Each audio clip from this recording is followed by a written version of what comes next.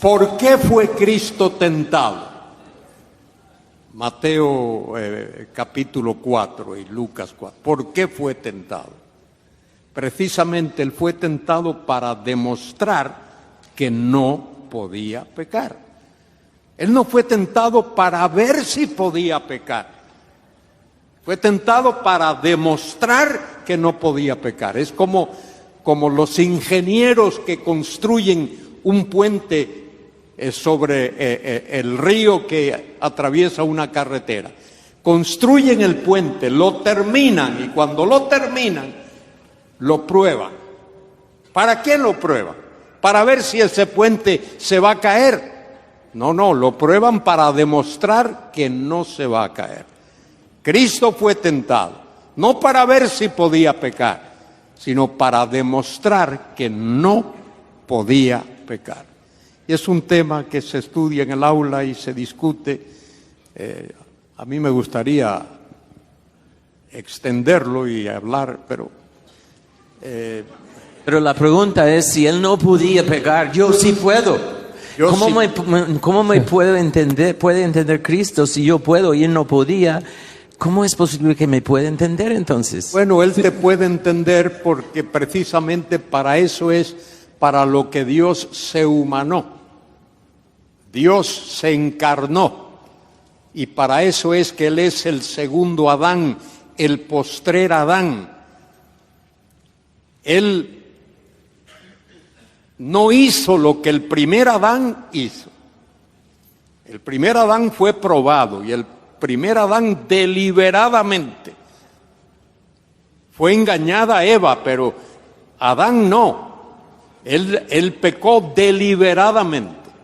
Bueno, el Señor Jesucristo fue sometido a prueba para eso, para demostrar que él no podía pecar. Dios no puede. Mire, si decimos que él podía pecar, estamos diciendo que Dios puede pecar. Y si Dios puede pecar, entonces sí, hemos armado un lío de seculum seculorum y de Padre y muy Señor mío. Sí, es que estamos postrados delante de un misterio que es la unión hipostática, que Cristo es una sola persona con dos naturalezas. Entonces yo creo con todo mi corazón lo que mi hermano acaba de decir. Cristo no podía pecar porque su naturaleza divina le protegía de todo tipo de pecado. Pero yo creo que también si solamente pensamos en su naturaleza divina, podemos tener la idea de que le fue fácil la tentación, porque es Dios. Pero Hebreos 2 dice que Él sufrió siendo tentado. Entonces, tenemos que exaltar también la genuina humanidad de Cristo y que no fue algo fácil para Él. Y eso es lo que nos ayuda a comprender de que Él intercede con compasión y con entendimiento. Una ilustración que me ayuda en eso es pensar en la verdadera naturaleza de la tentación. A veces pensamos de que nosotros entendemos más la tentación porque cedemos tan pronto. Y pensamos que Cristo no entiende nuestra tentación porque Él nunca pecó, pero es todo lo opuesto. Si nosotros decimos acá en este panel, vamos a ser muy piadosos, vamos a ayunar 30 días. Y yo después de 4 días estoy en el hospital recibiendo comida por el suero. Y digamos que el hombre más piadoso del panel llega a los 25 días. ¿Sería razonable si yo me encuentro con esta persona y digo, es que no entiendes el hambre que yo sentía después de 4 días? Porque tú duraste mucho más. O sea, no tiene ningún sentido. Y ninguno de nosotros tenemos idea de qué tan fuerte hubiera sido la tentación de comer después de 30 días, porque jamás, duramos eso. Caímos. Cristo es el único que entiende la tentación, porque es el único que lo soportó toda su vida sin pecar. Y eso es lo que le capacita para comprendernos y para interceder por nosotros en la mejor forma posible. Entonces, no podía pecar, pero no es porque su experiencia humana no batallaba con el pecado. Sí, es también importante entender que no es lo mismo naturaleza que persona. Eso es importantísimo. Todo el que estudia teología sabe que eso hay que diferenciarlo. Toda persona tiene una naturaleza, pero no es lo mismo naturaleza que persona. La persona divina de Jesucristo, Dios Hijo, tiene una naturaleza divina, propia de su persona.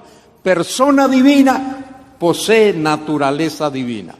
Pero cuando el Señor se encarna, esa persona divina, con naturaleza divina, incorpora en sí mismo una naturaleza humana, que es lo que le hace manifestarse, comportarse como si fuese un ser humano.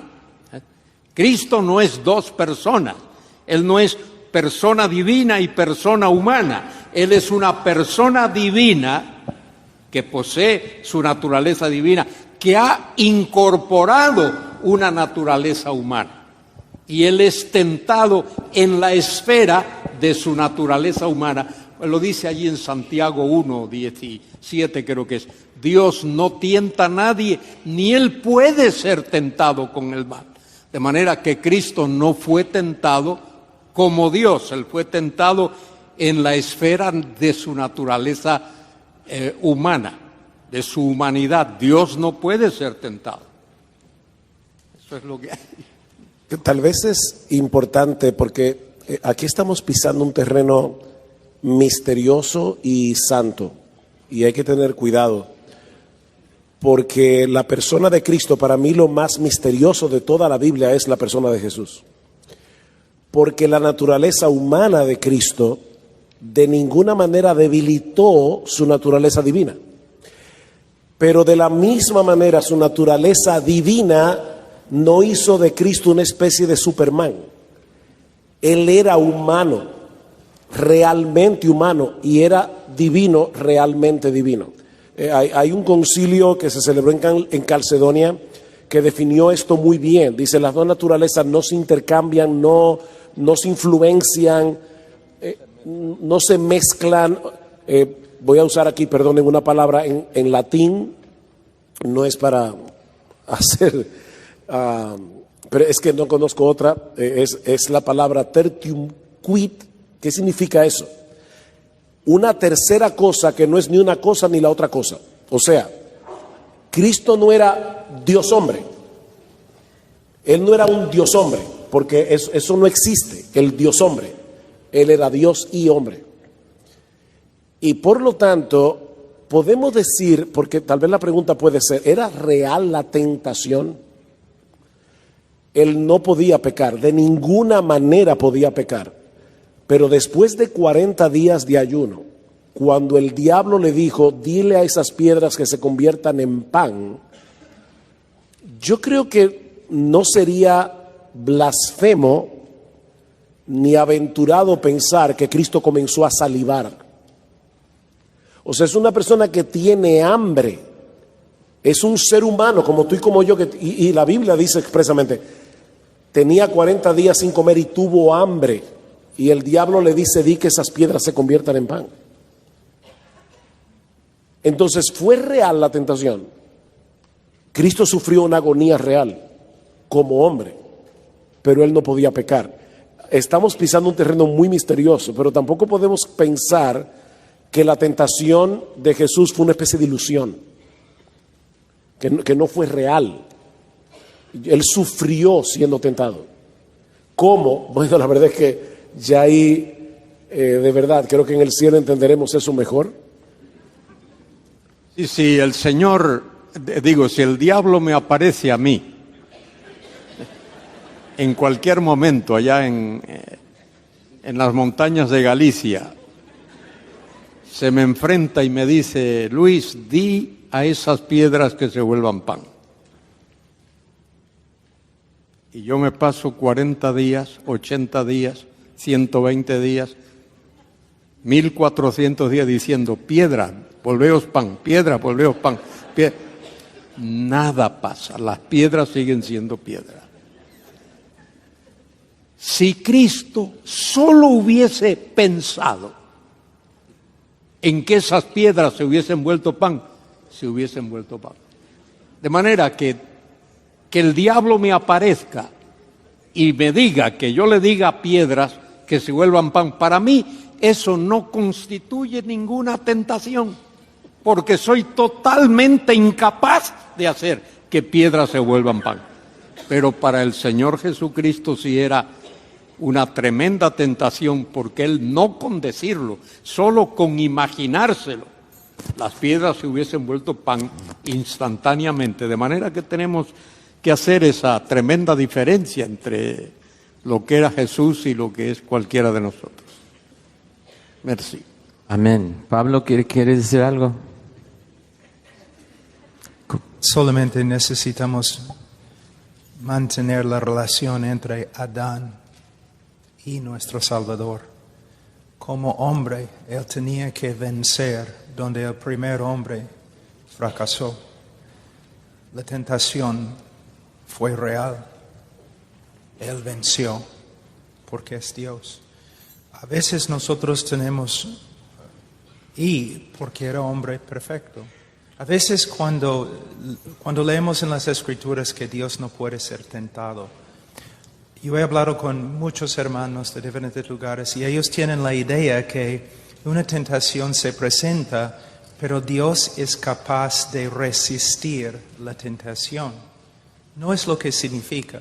Yo tengo que resistir, aún como creyente, yo tengo que resistir tentación porque todavía queda en mí un remanente de mi humanidad caída y que se atrae por la tentación.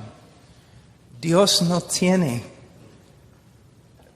algo malo dentro de Él. No, Él es perfecto, Él es santo, santo, santo. Cuando el pecado se presenta, Dios no tiene que resistirlo. Él lo odia. Y la tentación que Cristo experimentó fue una tentación verdadera. Pero el momento que Él vio la tentación, Él lo odiaba. Lo odiaba. En la cruz es lo mismo, con la copa. Él reaccionó al principio, que esta copa pase, no quiero tomarlo, pero es simplemente cualquier ser humano, perfecto, cuando está enfrentado con un sufrimiento tan terrible, su reacción natural debe ser, ¿es correcto? No, pero sí, porque es tu voluntad. Él es nuestro hermano mayor. Él ha triunfado en todo. Y Él está sentado a la diestra de Dios y nos representa. Es suficiente, hermano.